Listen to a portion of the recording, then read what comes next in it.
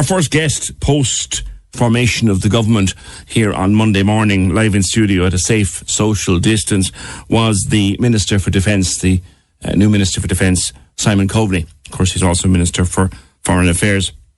There was a piece in the Examiner on Monday also that when the new minister returns to the department he left 4 years ago, he'll be shocked to see the extent to which the Defence Forces has fallen into decline. Strength is in free fall, says this article. Naval service ships are tied up in ports for want of crew.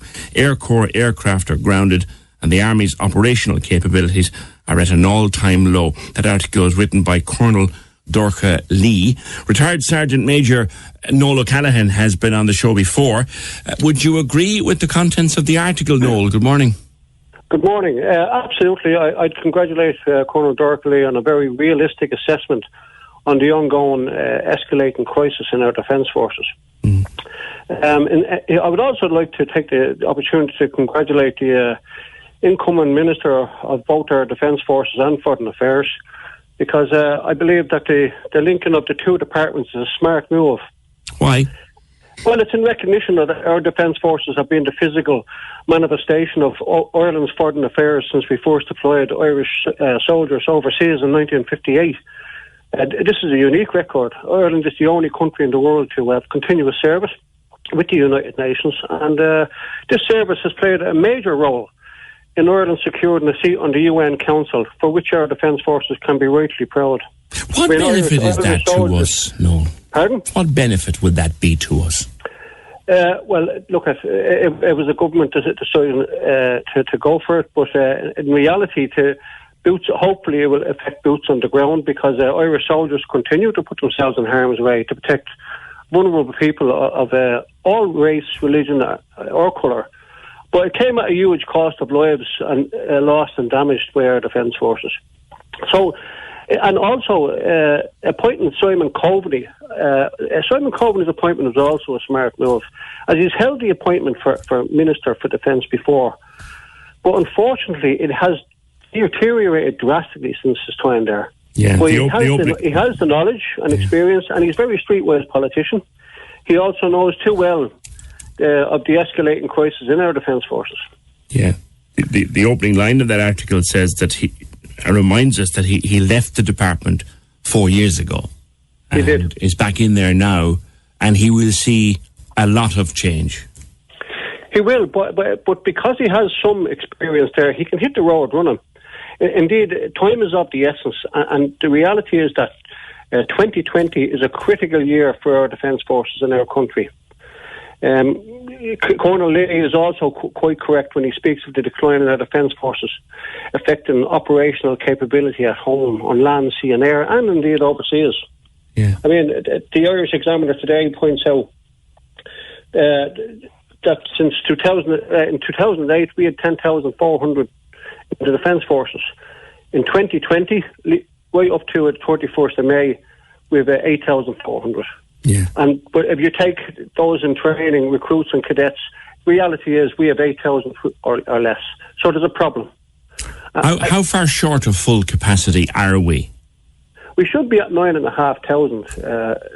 But the reality is, at the rate it's going, it'll never reach that level. And the problem is, if they look at the plan for government, it's a 3-year wait. Time is of the essence. We cannot actually wait for 3 years, because by then defence forces will be mortally wounded. We're absolutely worn out with reports and focus groups and surveys and white papers. All of them have failed the defence forces, and they failed you and they failed our country. Even with the ongoing pandemic and the call to arms for retired military veterans to rejoin, of the 600 plus who answered the call for our citizens, not one has been taken back in. Really? So, such an outrageous insult with no respect or loyalty, they're symptomatic of the behavioural change needed to be tackled by our new minister. So nobody who said, yeah, sure, I've retired, but if you need me, I'm there, none of them were taken up on it? No. So, and this is symptomatic of the work of the Department of Defence. But unfortunately, and RACO confirmed today in a report in the paper that it's an undisputed and well-documented fact that our defence forces have been allowed to fall into a state of near permanent decline. By the time the experts have figured out what our Army, Navy and Air Corps are for, it may be too late. That's really a quote verbatim from the paper today, and it's a fact, So we, as in you, me, our citizens and our government, do not have the luxury of starting from a stable base. To be honest, it's more like a burning platform. So our defence forces need urgent retention measures immediately, and such measures must be implemented concurrently with any commission, not waiting for a commission. If there are three things, and if there were three things that you could ask Simon Coveney for, here and now, what would they be? I guess, ideally in order of priority. It's a simple one.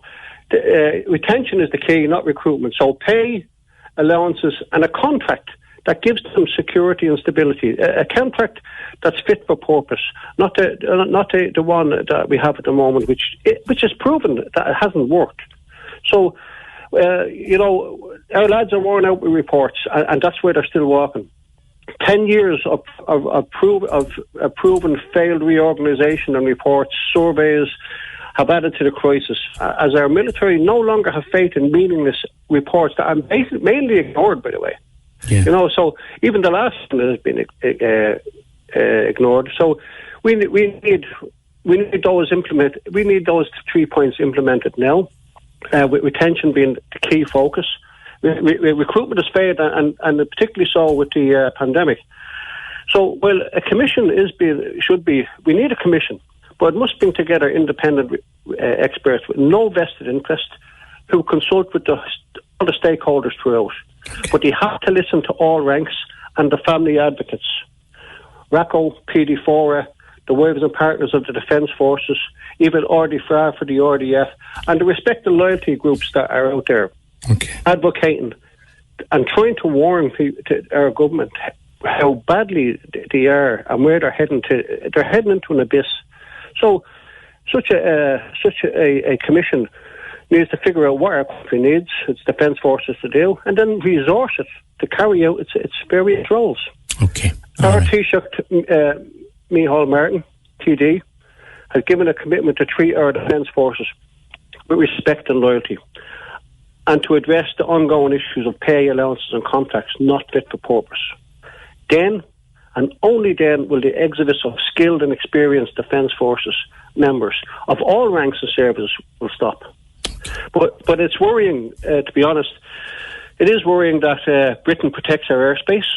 It's worrying that our naval ships are tied up in dock, no crews to man them, a potential graveyard of ships, to be honest. And it's extremely worrying that the morale of our Defence Forces members and their dignity is on the floor. So retention is the key. Recruitment has failed. Okay. All right. Leave it there for now, Noel. Thank you very much. That's retired Sergeant Major Noel O'Callaghan. The Defence Forces are in terminal decline, effectively. They're 1,000 and odd below requirement in terms of personnel. Naval service vessels are tied up for want of a crew. Air Corps aircraft grounded for the want of a crew.